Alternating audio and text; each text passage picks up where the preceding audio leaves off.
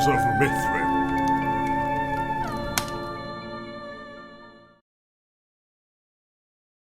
At the Sign of the Running Horse, narrated by Dolynuik, Part 13, End of the Line. Ducky, Elvin, and the warden captain ran through the brush. Far away, a faint gray light seemed to be drawing its way across the distant horizon. Dawn was not too far off. Ducky stopped several times, checking the ground, then changing direction sharply, or sometimes leaping forwards again as he had before. "This way!" he shouted. The others followed him closely. After a matter of minutes, they came to a clearing. In the center of it, they could make out the clear shapes of two people. Elvin raised his hands and halted the other two as they looked at the scene in front of them. In the growing light, they could see Cyrus standing in the center, looking right at them. His eyes were once again black pits. He stared at the three of them and laughed a dark, harsh laugh. Behind him, Dervil was still held by the glowing chains, a mix of anger and terror on her face. "You're too late, you know that, yes? Too late!" Cyrus cackled and raised his hands above his head. Sparks of blue and green crackled at his fingertips. They all then watched in horror as oozing black puddles of what they had thought was mud began foaming around him in the clearing. Out of each of the puddles arose what looked like grim, humanoid shapes. Tall, terrible, and grotesque. A foul smell reeked from them as they stepped out of the mud and began lumbering forwards. Their mouths opened and glowing fangs glared up at the three as they looked on. A deep howling filled the forest, echoing from tree to tree. "Kill them! Kill them all!" shouted Cyrus from behind them. "Don't leave anyone alive!" Just then, a blast of red-hot flames shot past Elvin and Ducky. They each dropped to a crouch as they saw a fireball erupt and ram into one of the dark creatures. Immediately, its tarry body erupted into bright flames, and it screeched in agony. Turning back, they saw the captain, hastily pouring another cartridge into her wand. "What are you standing there for?" she shouted. "Those things aren't that strong yet. Get them before they're fully formed." Elvin turned to Ducky. "Are you ready for this?" he said with a smile.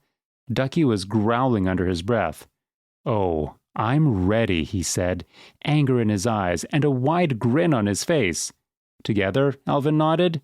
"Together," Ducky nodded back. The two of them leapt from kneeling, bringing their swords up as they came. Holding a tight formation, they moved between the dark creatures one by one, hacking and cleaving their way. As they moved, flashes of bright light erupted around them as the captain continued to fire her wand. As they approached Cyrus, though, two of the creatures pushed between them, missing Elvin but dragging Ducky to the ground. Elvin paused. "Don't stop!" Ducky yelled, grappling the beasts. "Get him!" Elvin turned back to Cyrus. He looked at the vile man, and anger filled his eyes. He ran forward, raising his sword high above his head. Just as Ducky had described, the necromancer, with a flick of his wrists, caused streaks of cold light to form through the air that whipped down at Elvin. Elvin knew what needed to be done, though, and he focused all his strength as he brought down his sword. As it moved, the cold steel seemed to split and reform into 8 shining ghostly blades. They cut through the whips, and Elvin pushed forward as the sword reformed and buried itself in Cyrus's chest. The necromancer fell to his knees, blood spilling onto the grass beneath him. The chains that had been holding Dervil fizzled into nothingness, and she ran over. She hugged Elvin, then turned on her captor. Kneeling down, she punched him hard in the face.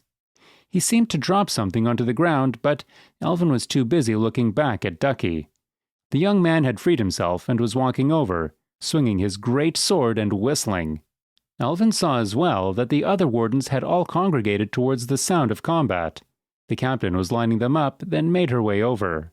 "So, you got him then, eh?" she said, smiling. "That's right, Elvin began. His expression sank as he looked at her, though. She was holding her wand toward Dervil. "What are you doing?" he shouted. "Arresting a thief," replied the captain coldly. "Don't be fooled by her looks. She's wanted in Alsager, and I'm going to collect the bounty." "Captain, you can't. She—" At that moment, though, the captain's gun fell fast to the ground as she was pulled backwards by her ankle. She landed hard and cried out in pain. Cyrus was laughing. Elvin turned sharply and raised his sword again. "Too late," said Cyrus, and cackled feebly. "You and your companions belong to me now." Then Elvin saw something he had hoped he would never see again. He shuddered as twisted spirits came up through the ground and sank into the captain and her wardens. "No, no!" he shouted. He ran towards the wardens. Ducky stayed close behind him. Their eyes turned a dark black and their mouths opened silently as they began marching forward. Turning back towards Cyrus, Elvin and Ducky saw that he was standing again. Dark smoke billowed from him as he laughed. The two of them swung their swords to fend off the possessed wardens. "Fight your way out of this one, Lieutenant. You don't have a platoon to throw away this time." Elvin and Ducky stood side by side again, and they each held their sword fast in front. The sounds of more of the wardens' footsteps were fast approaching from all sides. They could not take out the whole group, and even if they could, these were innocent people. Elvin knew what they had to do. "There's nothing for it. They are not good odds, but we need to rush 'em," he said gravely. "Together?" Ducky smiled. "Together." They leapt forward, skidded, and came to a halt in the mud. What was going on? Cyrus's face was suddenly gripped in sheer agony. He twisted and fell to the ground, lifeless, a hatchet sticking out of his back. Behind him, Derval smiled.